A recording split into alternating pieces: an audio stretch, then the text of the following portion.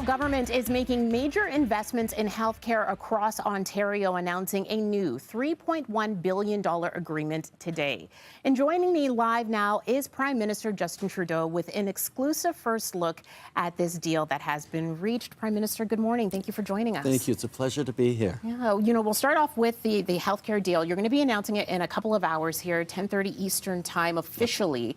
But in Ontario, this investment, $3.1 billion over 3 years. Can you tell us exactly where this will be going and how that impact will be felt here in Ontario, hopefully immediately? Well, the federal government stepped up last year with a commitment of close to $200 billion across the country in various ways. One of the things we recognize is there's different challenges right across the country in terms of what the priorities are. So with Ontario, we've worked on improving support for healthcare workers. So that means more access to family doctors, but it also means things like faster credentialing for foreign workers to make sure that we can fill those ERs where there's crazy delays, make sure that in rural or more remote places there's healthcare staff showing up for that. So that's one of the things that we're investing in.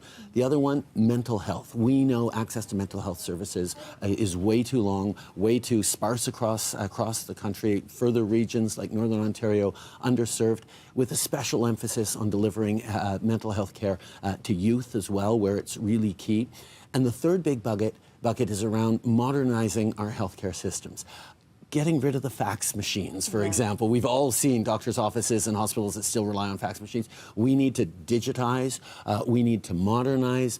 We need also to collect better data so that the federal government with its investments, but mostly so Ontarians can see the real tangible results of the investments and improvements from the federal government and the provincial government, so we can actually tangibly feel results from these investments. And that collecting data and transparency is the cornerstone of the federal investment, because we don't get to tell provinces how to deliver health care.